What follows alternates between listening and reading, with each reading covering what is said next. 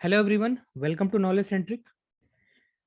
अभी तक हमने जो जो फार्मूले देख लिए हैं, मैंने उसको एक बार यहाँ पे रिकॉल करा रहा हूँ और फिर उससे रिलेटेड कुछ न्यूमेरिकल्स को देखेंगे, ऑब्जेक्टिव क्वेश्चंस को। सबसे पहले तो हमने ये पढ़ा था n phi is equal to L I. यहाँ से हम एल की वैल्यू पता कर सकते हैं, n फाई/i। एक तो ये फार्मूला है हमारे पास सेल्फ इंडक्टेंस का। दूसरा फार्मूला सेल्फ इंडक्टेंस का ही था, L is equal to mu naught N square A divide by L. ठीक है, जहाँ पे जो म्यू नॉट है वो परमिएबिलिटी है, N square number of turns, N A area, और एल जो है वो लेंथ है, लेंथ ऑफ कंडक्टर। ठीक है, तो ये दो फार्मूले आपको ध्यान में रखने हैं। इसके अलावा एक म्यूचुअल इंडक्टेंस का फार्मूला था, M is equal to K under root में L1 ठीक है। और इसके अलावा एक और चीज कि जो के है उसको कोफिशिएंट ऑफ कपलिंग बोलते हैं, जो मैक्सिमम 1 हो सकता है और मिनिमम 0 हो सकता है। तो अब तक हमने इंडक्टेंस के केस में इतनी चीजें पढ़ ली हैं और इससे रिलेटेड हम अभी कुछ ऑब्जेक्टिव क्वेश्चंस को डिस्कस करने जा रहे हैं। तो आइए स्टार्ट करते हैं।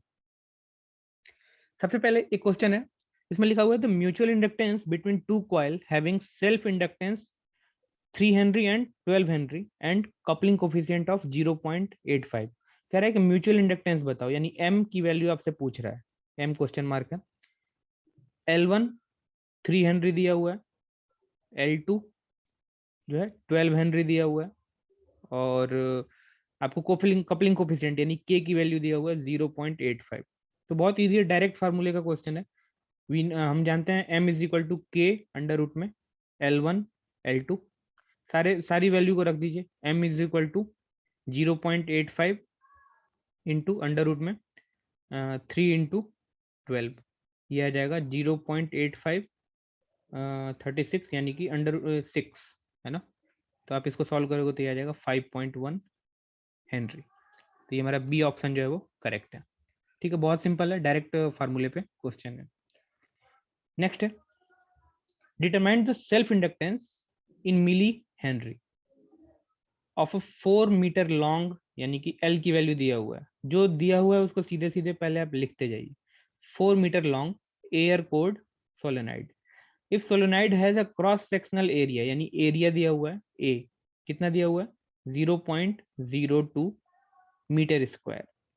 ठीक है, और and N number of turns, N जो है वो 60। ठीक है, और आपसे पूछ रहा है कि सेल्फ इंडक्टेंस यानी एल की वैल्यू। तो एल के लिए ऐसा फार्मूला हमें देखना है जिसमें एल भी हो, ए भी हो और एन भी हो। एक फार्मूला हो सकता है ऐसा, mu naught N square A divide by L. अब यहाँ पे बात आती है कि म्यू नॉट क्यों लिया, आप म्यू भी ले सकते हो, लेकिन यहाँ पे उसने लिखा हुआ एयर कोड। एयर कोड का मतलब जो म्यू है, mu is equal to mu naught into mu R होता है। तो म्यू आर की वैल्यू 1 है क्योंकि एयर कोड है। तो अगर म्यू आर की वैल्यू 1 है, इसका मतलब अब बात आती है कि म्यू नॉट की वैल्यू कितनी होती है, तो आप उसको ध्यान में रखिएगा। ये आपसे एग्जाम में दिया नहीं होता, तो आपको ये रिमेंबर होना चाहिए, 4 पाई इंटू 10⁻⁻⁷। ठीक है। अच्छा, मैं आपसे पूछता हूँ, इसको बोलते हैं परमिएबिलिटी, म्यू। परमिएबिलिटी की यूनिट आप कमेंट बॉक्स में मुझे बताना क्या होती है, परमिएबिलिटी की यूनिट। ठीक है। अच्छा, L is equal to mu naught N square A divide by L. अब देख लेते हैं कितनी वैल्यू में पता है, म्यू नॉट की वैल्यू पता है, लिख लेते हैं 4 pi into 10⁻⁷। N square, N की वैल्यू है 60, यानी कि 60 का स्क्वायर। ए डायरेक्टली दिया हुआ है 0.02 डिवाइड बाई लेंथ दिया हुआ है 4 मीटर। तो जब हम इसको सॉल्व करेंगे तो हमारे पास वैल्यू आ जाएगा 2.22 608 इंटू 10⁻⁻⁵। अगर आप इसको मिली हेनरी में चेंज करते हो तो आपको मिल जाएगा 0.022 समथिंग।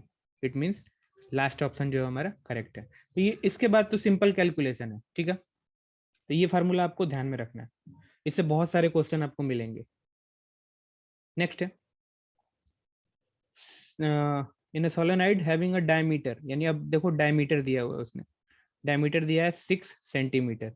एक बात और ध्यान रखिएगा, कभी भी ऐसा क्वेश्चन है तो हमेशा कोशिश करिए कि सेंटीमीटर को मीटर में चेंज कर लीजिए साथ के साथ।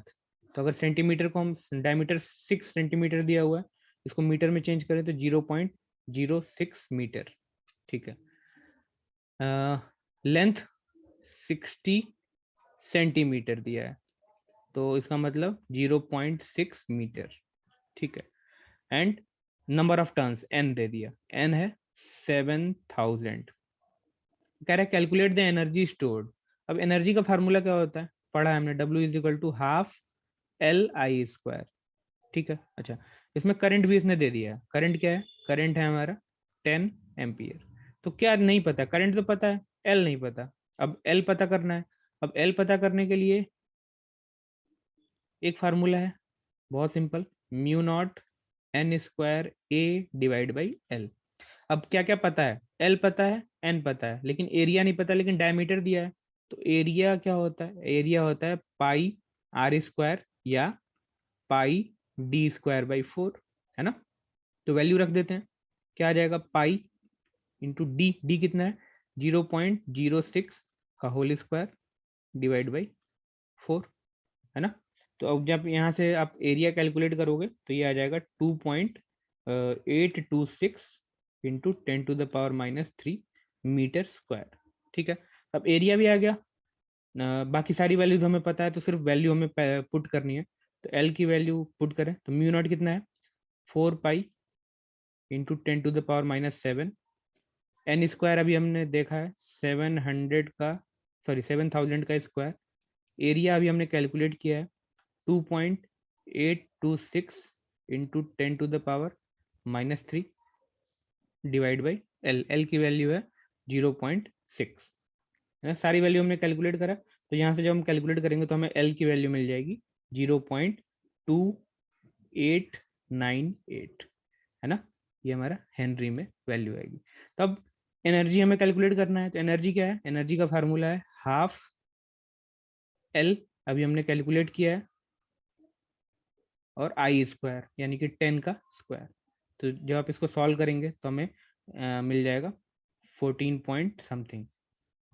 इसका मतलब जो हमारा करेक्ट ऑप्शन है वो हमारा 14 है। आप इसको एक बार कैलकुलेट कर लेना, 14 के समथिंग ही आएगा। ठीक है। नेक्स्ट,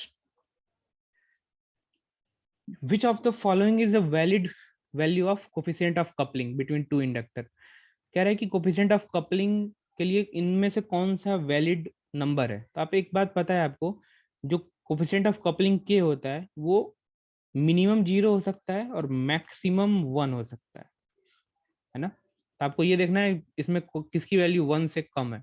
सिर्फ एक ही ऑप्शन है जो 1 से कम है, और मैंने आपको इसके पहले वाले वीडियो में मैंने बहुत डीपली बता रखा है कोफिशिएंट ऑफ कपलिंग होता क्या है ना। तो आप वहां से जाके देख सकते हो। तो इसका करेक्ट ऑप्शन है जो हमारा 0.9। नेक्स्ट है, two coil having self inductance of 18 henry and 2 henry, यानी कि दो कॉइल है जिसका सेल्फ इंडक्टेंस दिया हुआ है 18 हेनरी और 2 हेनरी। ठीक है। Are magnetically coupled, magnetically coupled है, बिल्कुल ठीक है। And the mutual inductance between them is 3 henry, यानी m की वैल्यू दिया हुआ है, m की वैल्यू दिया है 3 हेनरी। कह रहा है find the value of coefficient of coupling. बहुत इजी है, हमें पता है formula m is equal to K under root में L1 L2। ठीक है। अब वो m की वैल्यू पता है, L1 L2 की वैल्यू पता है, k की वैल्यू पूछ रहा है, तो k की वैल्यू हो जाएगा m यानी कि 3 डिवाइड बाई अंडर रूट में 18 इंटू 2, यानी कि k is equal to 3 divide by 36 root यानी 6, यानी कि 0.5, यानी k की वैल्यू जो है वो 0.5 है, यानी कि लास्ट ऑप्शन हमारा करेक्ट है। ठीक है। Next, for magnetically isolated coils the value of coefficient of coupling. कह रहा है कि दो कॉइल हैं और मैग्नेटिकली आइसोलेटेड है, मतलब क्या है, यहाँ का फ्लक्स यहाँ पहुंच ही नहीं पा रहा है, मतलब ये दोनों एक दूसरे से मैग्नेटिकली आइसोलेटेड है, मतलब बहुत दूर दूर रखे हुए हैं ऐसा। यहाँ से फ्लक्स तो, लेकिन यहाँ पे लिंक नहीं कर रहा है सेकंड कॉइल से, कॉइल 1 से जो फ्लक्स निकला वो 2 में लिंक नहीं कर रहा है। तो आपको पता है अगर कोई भी लिंकिंग नहीं है तो के की वैल्यू क्या होती है, 0। It means coefficient of coupling अगर आइसोलेटेड कॉइल्स हैं तो उस केस में 0। ठीक है। नेक्स्ट है, two coil having self inductance of 5 henry and 4 henry respectively. दो कॉइल हैं जिसके सेल्फ इंडक्टेंस यानी कि L1 5 हेनरी और L2 4 हेनरी ऐसा आर मैग्नेटिकली कपल्ड। ठीक है, find the coefficient of coupling, के की वैल्यू आपसे पूछ रहा है। If the mutual inductance between coil, ये तो आई थिंक अभी हमने किया है, आई थिंक शायद सिर्फ वैल्यू चेंज है, बाकी कॉन्सेप्ट सेम है।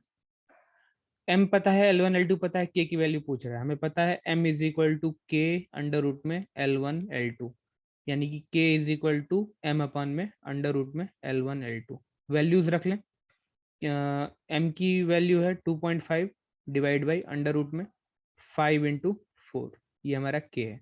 जब आप इसको सॉल्व करोगे तो ये आ जाएगा 0.56। तो हमारा लास्ट ऑप्शन जो है वो करेक्ट है।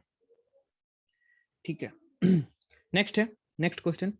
If two coils are magnetically coupled and if the entire flux produced by one coil is linked with another coil, मतलब क्या कह रहा है कि दो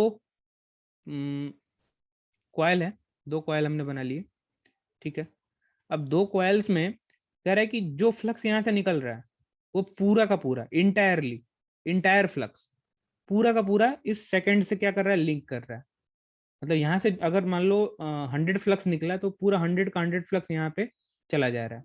तो मैंने आपको बताया था जितना पहुंचा सेकंड पे, सेकंड वाइंडिंग पे जितना फ्लक्स पहुंचा, मान लो 100, मैं एक एग्जांपल ले रहा हूँ, कितने में, 100 में से, यानी कि 1।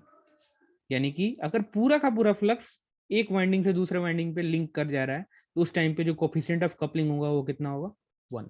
यही इसकी मैक्सिमम वैल्यू होती है। ठीक है, अच्छा मान लो अगर यहाँ लिखा हुआ 0.5, 0.5 का क्या मतलब है कि अगर यहाँ से 100 चल रहा होगा तो सेकेंडरी या दूसरे वाइंडिंग पर कितना पहुंच रहा होगा, 50।